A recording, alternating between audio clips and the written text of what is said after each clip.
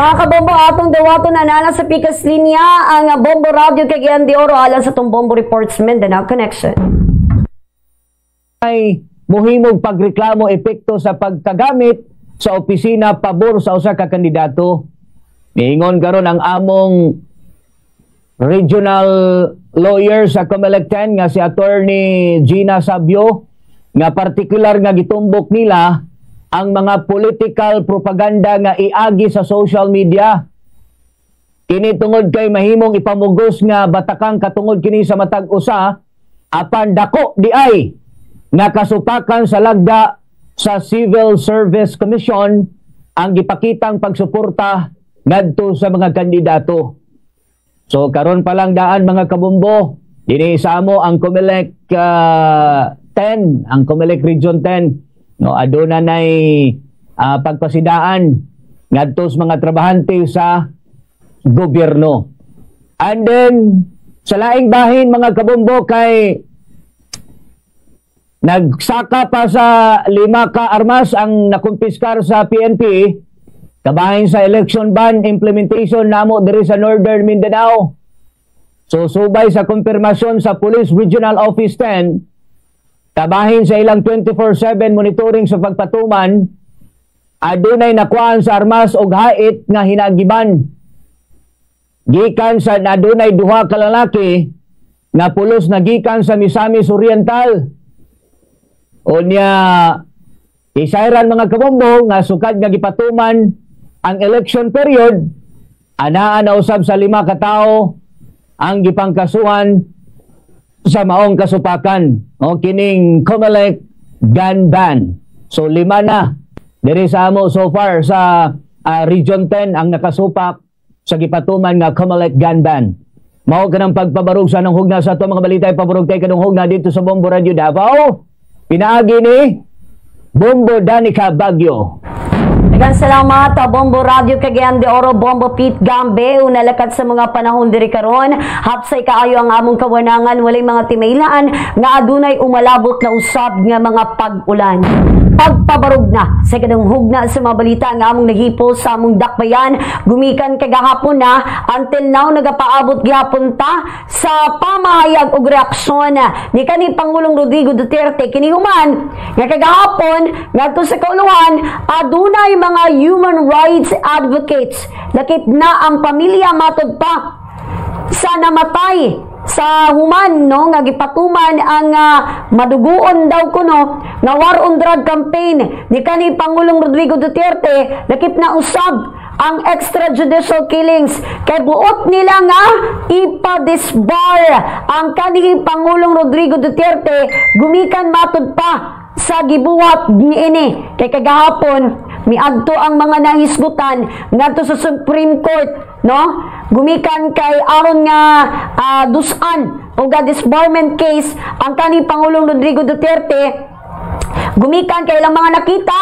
ang mga grounds usa niini conduct unbecoming a lawyer o violation matud pa sa Code of Professional Responsibility and Accountability. Apan sa itong mga nahinabi nga mga political analyst kagahapon, gibutyag nga usa lamang daw matud pa kini ka taktika. Gumikan, kainumduman, neto milabay nga Disyembre 25 adlang Pasko sa dihang nga naay annual nga gift giving ang pamilyang Duterte sa ilang Pasko sa Taal, gi-anunsyo niinig nga magsilbing abogado ang kanhi Pangulong Rodrigo Duterte ngadto sa iyang anak nga si Vice President Sara Duterte kinihuman nga gibutyag nga og dili daw dawato ni VP Inday ang kwarta gihatag gi-offer sa iyang amahan nga si FPRRD aron nga may gustuhon no sa pagpangitag abogado alang sa iyang mga impeachment complaints nga ginaatubang si FPRRD daw ang magsilbig nga abogado sa iyang anak.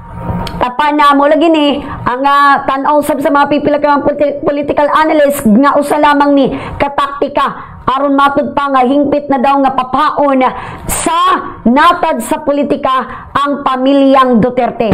Sa pikas bahin usab sa tumabalita, lakbitan lang natog kadali gumikan adunay usa ka barangay kagawad sa Davao del Sur ambot lang og nakulangan siguro ni siyang sweldo na short gumikan kay nasakpang na maligya og illegal nga droga.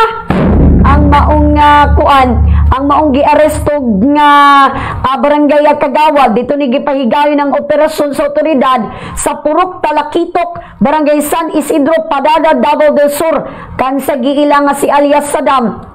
36 anyos ni, single ug residente sa naasoy nga dapit, nakuhaan ni usa ka pakete sa illegal nga droga nga mi balor ngadto sa 8,000 pesos lakip na ang laing upat usab ka mga pakete sa illegal nga droga konsabo nga may balor o 129,200 pesos nga mi adunay bigibog ako no nga 19 grams ug sa karon anani sa kustudiya sa otoridad ug mag-atubang og kaso nga paglapas sa section 5 ug section 11 ilawom sa article 2 sa Republic Act of 9165 kung Comprehensive Dangerous Drugs Act of 2002.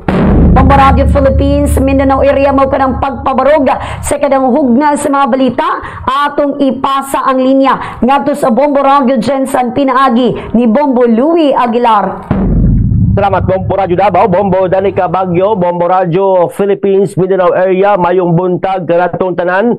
Una lakad sa panahon, diri karon sa among dakbayan, nindot ang among lakad sa panahon, kaloy-an po, gikan kagahapon, hangtod kagabi o nagbuntag karon, wala namin nakasinati pa og pag-ulan. Dauman amo karong adlaw nga init ang among palibot diri karon sa General Santos. Sa katulong hugna sa mga balita sa Bombo Reports Mindanao Connection, nagpabilin karon sa Silda dito sa Tantangan Police Station o ingon man napasaka na punog kaso kining tulo ka mga smugglers human nga nakuhaan og smuggled nga mga sigarilyo atol sa checkpoint dito napita sa Purok Saranay, Barangay New Cayupo, Tantangan, South Cotabato.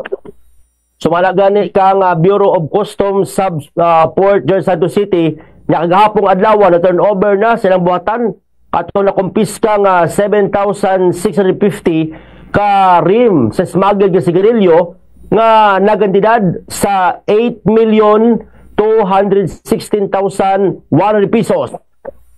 Gani katong tulo ka mga dinakpan sila si alias Roy, 28 anyos og iyang makauban nga si alias Carlo, 29 anyos og alias King, nagedad pod og 23 anyos nga puros mga lumulupyo diri sa General Santos. Nagatubang ang mga nasampit og reklamo kalapasan sa Republic Act 10863 o Customs Modernization and Tariff Act atol sa operasyon sa checkpoint, gi-plug down ni sila sa mga operating team ang usa ka ito mga dump truck alang sa inspection unta. Sa pagtan-aw nabalaan nga oy do na maday mga karga nga kadulahan ang sakyanan o gadito gitan-aw gisusi oy mga kahon man dai sa mga sigarilyo o nya wa pag mga dokumento anay tabo hold ni sa among na-hold ni sa mga otoridad. Dugang pa nga pakusgan pa ang kampanya karon sa mga otoridad. Di lang ingon sa gun ban, anti-carnapping checkpoint, kundi apil na pod ang mga palusod nga sigarilyo tungod kay dunay mga estratehiya na ginahimo kini mga smugglers aron lang nga makalusot ang ilang mga produkto. Bombo Radio Philippines, Mindanao area, mo katulong hugna sa mga balita sa Bombo Reports Mindanao Connection. Ipasa tayo kaupat dito sa Bombo Radio Butuan, pinaagi ni Bombo Benji Barasan. Salamat Bumbuloy Aguilar sa Bombo Radio Johnson sa malakat sa panahon diri sa Mundakbayan sa Butuan karong mga orasan nagpabiling mabugnaon tunog among palibot. Although karong mga orasa medyo hawan-hawan ang among kawanagan sukway sa nakalabay nga adlaw posible makasinati may mayong lakad sa panahon. Detalye na sa ikaupat nga hugna sa mga balita sa Bombo Reports Mindanao Connection.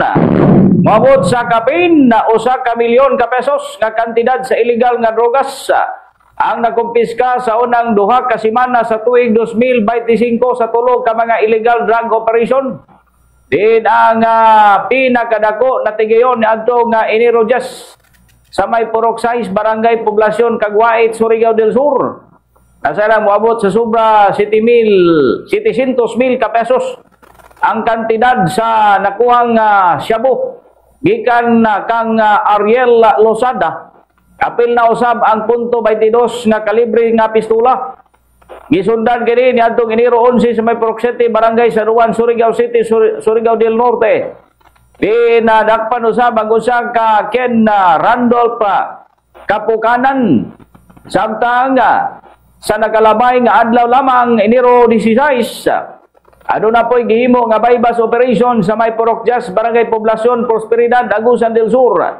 Nga nagaresulta usab sa pagka-aristo ni Arman Abadis nga residente sab sa maong lugar. Ginabi ni Sibian, gibutiang ni Dindo Avillanusa Tigpamawa sa Philippine Drug Enforcement Agency Conpedia Caraga. Nga sigurado nga badungagan pa ang nasangpit nga ihap sa ilang kalampusan ning maong simanaha. Tod kay daghan kayo sila gitawag nga mga priority targets. Ora, Bombo Radio Mindanao ang ikaupat nga ugna sa mga balita. Ikan diri dapita sa may Bombo Radio Butuan this time atong ipalabiyog atong signals Bombo Radio Coronadal pinagi sab ni Bombo Donald Pitogo. Butuan, Bombo Benji Barasan, mga kabombo may buntag kanatong tanan. Ako sa panyempos na payan sa Coronadal Buntag sa Sabado, pizza 18 sa bulan sa Enero 2025. Hawa na mo ang gawanangan.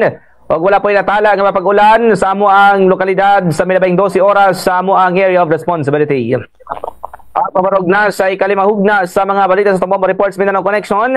Preparado na sa karon ang komprehensibo ng security measures ang Armed Forces of the Philippines o AFP, Philippine National Police o PNP ag Commission on Election ng CONCOMELEC agod nga padalipdan ang electoral process o tumudon ang integridad sa 2025 midterm elections. Kinipod ang ginpahayag ni Lieutenant Colonel Roden Orbon, ang spokesperson sang 6th ID Philippine Army sa interview sa Bombo Radio Coronadal. Inihuman ang National Election Monitoring Center o NEMAC kung asa ginamonitor ang tanang pangitabo sa eleksyon.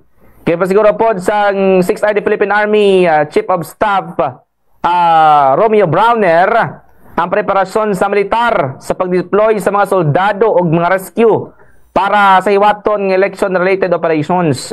Yatagan pod ligwa ni Browner ang importansya sang GSCC agod na pasangkad ang koordinasyon sa PNP militar o ang lead agency nga naman ang COMELEC. Ipasiguro sa tulo ka agency nga mangin safe orderly ang eleksyon sa palabuton nga bulan sa Mayo. Og lakip man ang Bangsamoro Tamas Region ng Muslim Mindanao parliamentary election. Ipasiguro pod sa duha ka security sector nga in place ang ilahang ginalatag nga security measures labi na sa mga lugar nga sa dalamsang areas of immediate concern. O na dire ginpasiguro pod ni Colonel Urbon nga on top of situation sa gihapon ang 6th ID Philippine Army sa tanang mga lugar nga sakop nila labi na ang Maguindanao area og sa karon padayon pod ang ilang coordination sa PNP og COMELEC.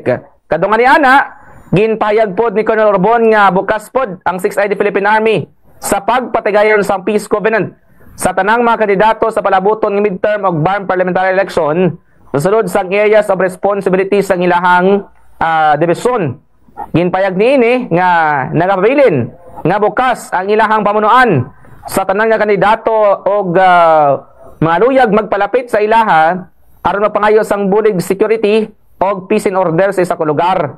Ginpayag pod ni Urbon nga dako ang bulig sa pagpatigayon sa peace covenant sa tunga sa mga kandidato agod masiguro nga malinong patas o gapsay ang dalagan sa piniliay lakip na ang BARM parliamentary procession. Hinog ang pasong opisyal nga isa manini ka mekanismo nga naistoryahan sa otoridad agod nga idoso ang paghiliusa o kalinong sa mga kandidato sa area sang BARM. Kay nasayran nga sa pila lagi ka lugar sa BARM sila raman magpalamilya lang ang kontrahanay pareho apelido o hindi biras, paryente, himata. Sumala pa Colonel Urbon, sila dapat magintinihanay aron mangin malinong ang upcoming midterm election. Para naipos naton nga balita nagikan sa area of responsibility sa Bombo Radio Coronadal. Ating balik ang koneksyon sa Bombo Radio Cagayan de Oro, Pinay kang Bombo, Pete Gambe.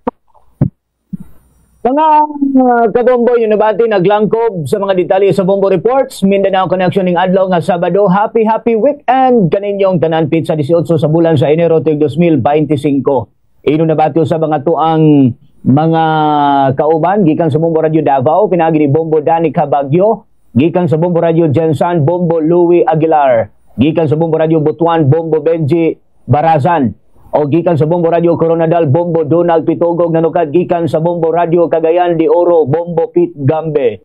Kaming tanan nag-ingon, basta radio, Bombo!